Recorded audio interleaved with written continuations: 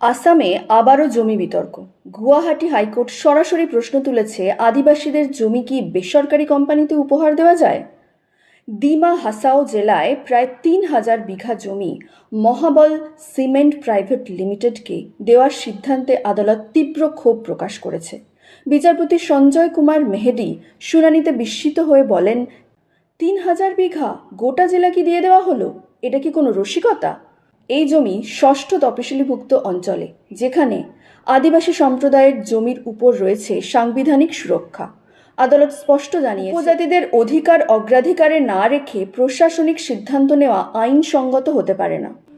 উমরাংসু এলাকার এই জমি পরিবেশগতভাবে অতি সংবেদনশীল। এখানে রয়েছে উষ্ণ প্রস্রবণ, পরিযায়ী পাখির পথ ও জৈব বৈচিত্র্যের ভাণ্ডার। ফলে সিমেন্ট কারখানা স্থাপনের সিদ্ধান্তে পরিবেশের উপর গুরুতর প্রভাব পড়তে পারে বলে আশঙ্কা।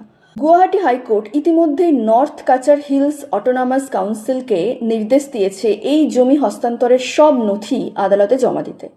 এদিকে all Assam tribal students union সহ বিভিন্ন সংগঠন ক্ষোভ প্রকাশ করে বলছে, আদিবাসীদের জমি দখলের চেষ্টা এখন নিয়মিত হয়ে দাঁড়িয়েছে। এখন নজর আদালতের পরবর্তী শুনানির দিকে। প্রশ্ন একটাই, আদিবাসী জমি কি বেসরকারি শিল্পের হাতে তুলে দেওয়া যাবে, নাকি সংবিধান রক্ষা করবে তাদের অধিকার?